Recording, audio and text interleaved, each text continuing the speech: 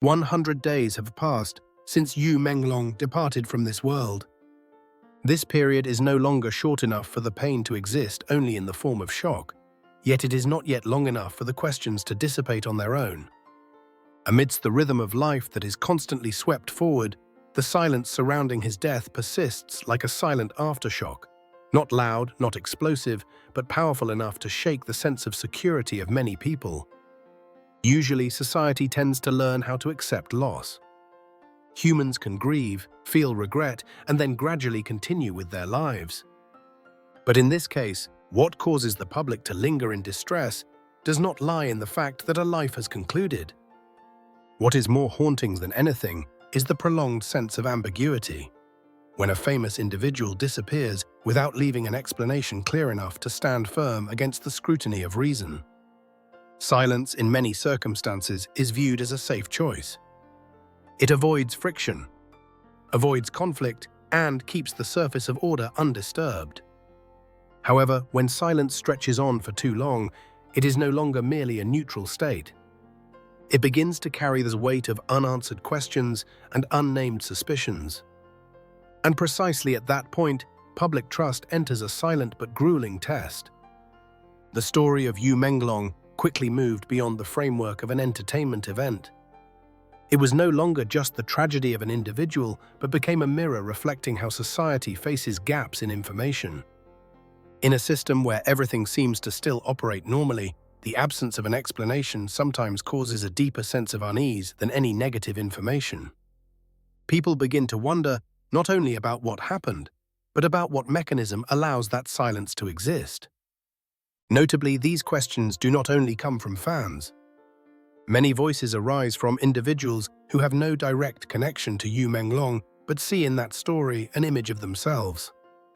When a person of fame can still depart in ambiguity, the anxiety regarding the position of ordinary people within the same system gradually becomes clearer. This analysis does not aim to provide a final conclusion, nor does it seek to impose a single interpretation. Instead, we will trace together each layer of public reaction, analyze how silence has shaped the collective psychology, and why an unfinished story can touch upon broader issues of trust, transparency, and social responsibility. Because sometimes the importance does not lie in the answer, but in whether society still permits difficult questions to exist. When information about the departure of Yu Menglong was first announced, the public reaction followed a familiar trajectory. Shock spread almost instantaneously, followed by words of mourning, the resharing of old images, and a sense of disbelief that a familiar face could suddenly vanish. In the initial hours, emotion took center stage. People spoke to one another about roles they had watched, the calm impression he left behind, and the fragility of human life. At that stage, the story still bore the appearance of a personal tragedy. Public opinion focused on commemoration rather than analysis. The farewells did not carry the color of doubt, but primarily reflected the need to share a collective sorrow. This is a natural reflex of society when facing loss, especially loss related to a public figure. However, unlike many previous cases, this flow of emotion did not gradually subside over time. As the first days passed, a subtle shift began to take shape. Public attention was no longer directed only toward memory and regret, but gradually moved toward more rational questions. The public began to realize that the information released, though it existed, was still insufficient to create a sense of peace. The key point does not lie in people refusing to accept death. The majority understand that life has limits and no one can avoid unexpected endings.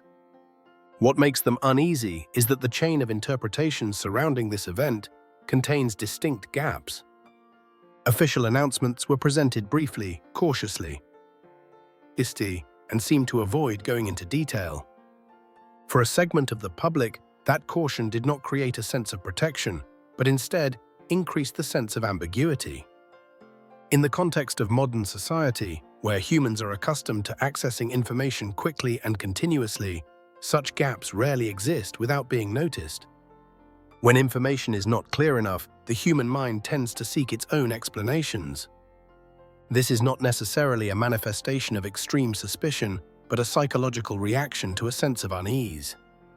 Silence, in this case, inadvertently became a catalyst. Another factor contributing to the acceleration of this transformation was the public image of Yu Menglong prior to the event. He was not associated with loud noise or major controversy and was often perceived as a relatively private character. It was precisely this calmness that made his sudden departure even more difficult to explain in the eyes of many. When an event does not fit the familiar perception, the need to ask questions becomes even stronger. Over time, the initial questions, which were still scattered, began to connect. Some people paid attention to the choice of vocabulary in the announcements. Others were concerned about the timeline between the events as they were made public. Each individual detail might not carry much weight, but when placed together, they created a feeling that the overall picture was still missing important pieces. It is noteworthy that this process did not only occur within the fan community. In the digital space, many individuals who claimed to have no special interest in Yu Menglong's career still participated in following the developments. For them, this story did not represent an idol, but represented a broader concern.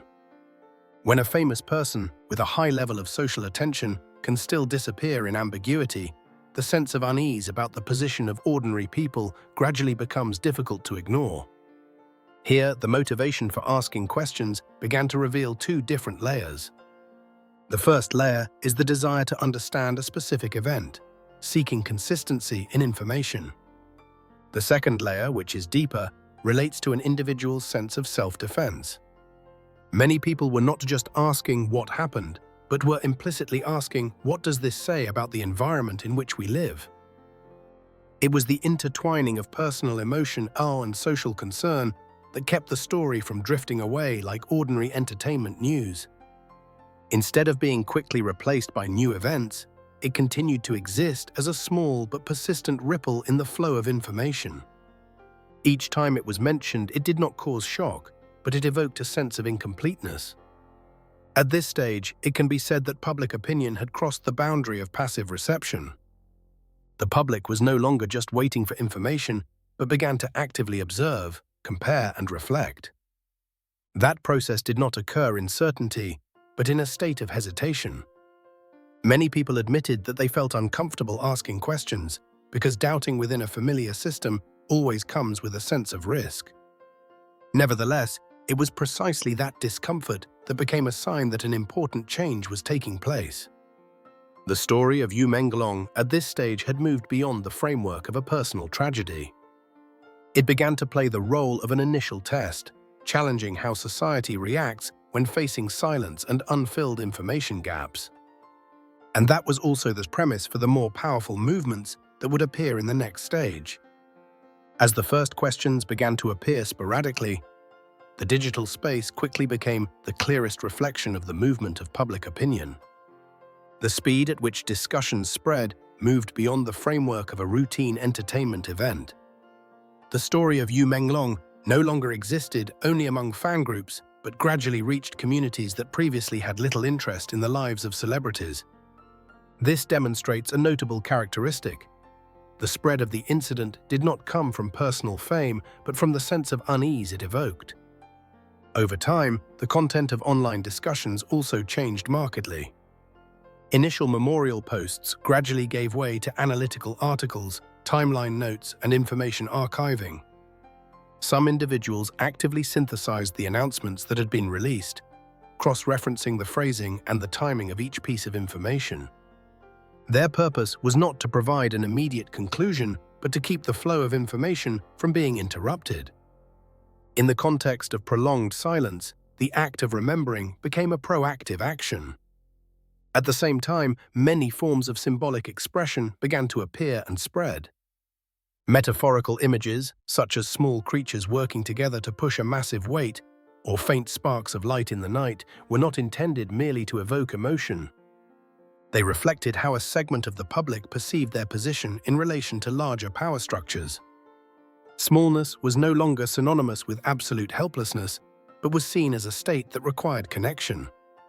Notably, many people participating in this wave did not identify themselves as fans of Yu Menglong.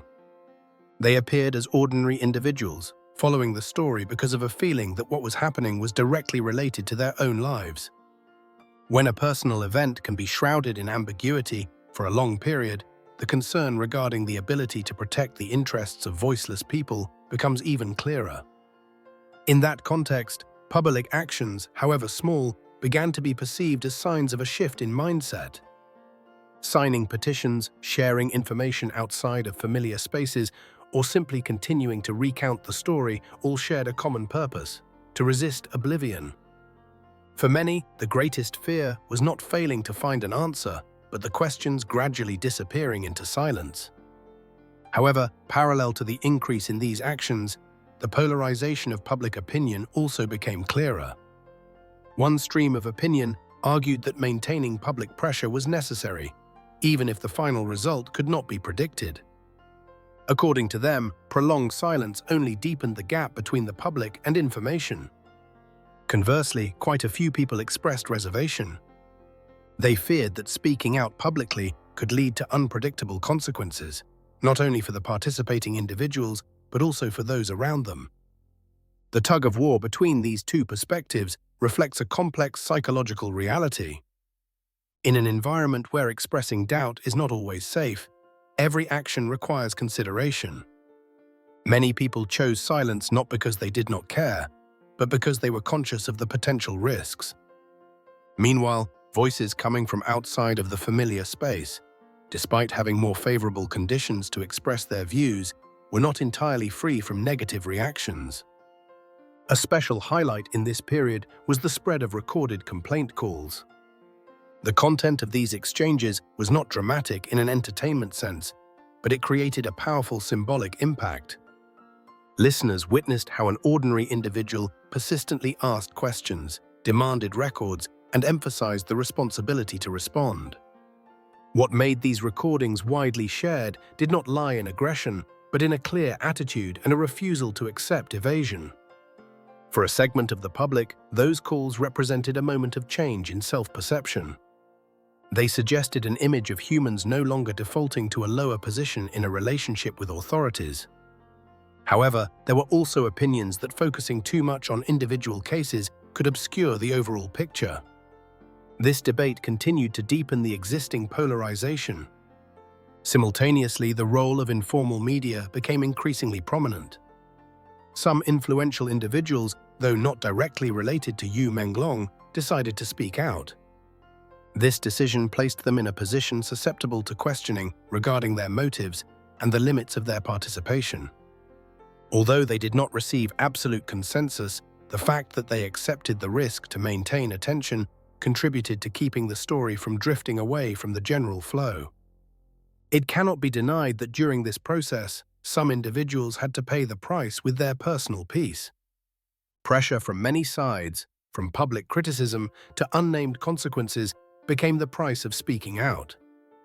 These losses were not exaggerated, but their existence was enough to emphasize that asking questions is never an easy choice. As more and more pieces of information were placed side by side, public opinion entered a new stage. Attention was no longer only directed outward but began to turn inward, forcing each individual to question their own limits. At this time, the greatest impact of the story did not lie in clarifying right or wrong, but in the change in how the public interacts with information.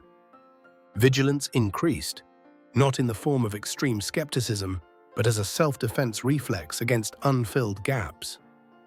As the story stretched over weeks, then months, without the appearance of an explanation sufficient to reassure, public opinion gradually entered a phase of fatigue. This is a common state in prolonged social events, when initial emotions have cooled, but the core questions remain unanswered. In the case of Yu Menglong, this fatigue did not arrive suddenly, but accumulated gradually through each day passing in silence. At this stage, the rhythm of discussion in the digital space began to change. The frequency of posts decreased, but the level of tension in the content increased. When official sources provided no further updates, some people turned to digging deeper into old details. Videos that were once ignored, statements without clear context, or images that were originally only for documentary purposes began to be reanalyzed with higher intensity. According to some interpretations, those details were seen as potential signs of a cry for help that was never heard. However, it must be acknowledged that at this point, the majority of those interpretations still lacked independent confirmation. They existed in parallel with many possibilities of error, strongly influenced by the subjective perspectives and accumulated emotions of the observers. It was precisely the blend of the desire to find the truth and the lack of verified data that pushed public opinion into a sensitive state. The boundary between cautious analysis and emotional deduction became thinner than ever. While some continued to believe that digging deeper was necessary so as not to miss any clues, other voices began to warn. They emphasized that the absence of official information does not mean that every hypothesis has equal value. Connecting unverified details, according to them, could divert the original goal of seeking transparency and push the story into a state of extreme tension. Parallel to these debates, seemingly unrelated events in society were placed alongside the story of Yu Menglong. The fact that some figures from other fields were investigated or disciplined quickly drew attention and was compared.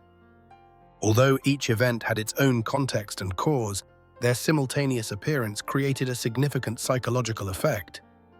For many people, the feeling that these issues do not exist in a vacuum became even clearer. From the perspective of collective psychology, this is an understandable reaction. When facing prolonged ambiguity, humans tend to seek a larger picture to explain their sense of unease.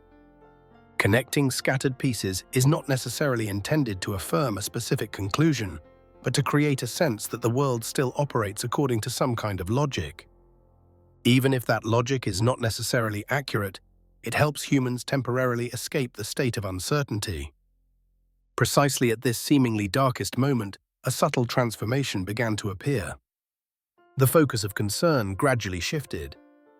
Instead of only focusing on seeking a final answer to the question what happened, many people began to wonder about the meaning of the entire process that had taken place. They looked back at how public opinion formed, spread, polarized, and grew weary, and from there reflected on their own role in that flow. This moment of transformation was not explosive. It occurred quietly, through posts that were less emotional, but more profound, and comments that were self-reflective rather than assertive. Some people admitted that they no longer expected a perfect explanation. Instead, they questioned whether society would allow difficult questions to continue to exist, even when the answers had not yet appeared. From this perspective, the story of Yu Menglong began to move beyond the scope of an individual or a specific profession. It became a mirror reflecting how society faces uncertainty. It showed how humans fluctuate between doubt and hope, between the need for knowledge and the fear of the consequences of asking questions. More importantly, it exposed the reality that silence is never completely neutral, because it is always interpreted through the emotions and experiences of those on the outside. As this analysis draws to a close, what remains is not a clear conclusion, but a suspended feeling. It is that very feeling that opens the door for the final reflection on the story, where the focus is no longer on developments or hypotheses, but on looking back at the journey of the past 100 days and reflecting on what it leaves behind for trust, responsibility, and individual choices in the future. When looking back at the journey of the past 100 days, that number no longer carries the pure meaning of time. It has become a symbol for the length of waiting, for the endurance of concern, and for the limits of collective patience. Regarding the story of Yu Menglong, 100 days did not bring a complete explanation, but left a clear mark on how many people perceive the world around them. This change cannot be measured by specific results or official statements. It is manifested in a new state of mind, where the public becomes more cautious toward information, no longer easily accepting every interpretation as obvious. Simultaneously, many people also began to realize more clearly that following, asking questions, or even choosing silence are not neutral actions. Each choice carries certain consequences and responsibilities. The prolonged silence surrounding the story did not soothe the pain, nor did it make the suspicions vanish. On the contrary, it created a space for humans to face their own sense of unease. In that silence, the biggest question no longer only revolved around what happened to Yu Menglong, but what society will do when facing similar information gaps in the future. Yu Menglong, at this point, is no longer just an individual mentioned in news reports. He has become a symbolic anchor for a much larger dialogue about trust and transparency. His story serves as a reminder that in a system where information is strictly controlled, any absence can become a source of anxiety and reflection. And when those anxieties are not resolved, they will continue to exist as a persistent ripple in the heart of society. The most important thing that this journey leaves behind does not lie in finding a final answer. Its true value lies in the ability to awaken the right to ask questions, a fragile but essential power of humans before large and closed power structures. Asking questions does not equate to opposition, nor does it necessarily lead to conflict. Sometimes it is simply the way humans protect their conscience against ambiguity. The future of the story of Yu Menglong remains an open ending. Perhaps the missing pieces will forever remain in the dark, or perhaps one day light will shine upon their exact positions. But whatever the outcome, that journey of 100 days has left an unforgettable lesson. Silence is never harmless, and trust, once eroded, is very difficult to restore. Ultimately, the choice to continue asking questions or to accept ambiguity does not belong to anyone else. It lies in the hands of each individual. Perhaps the value of truth lies not only in whether it is announced or not, but in how humans define their responsibility amidst a world full of silences that are difficult to name. And precisely at that intersection, the story of Yu Menglong continues to live, not as a personal tragedy, but as a silent reminder of the meaning of not turning away from unanswered questions.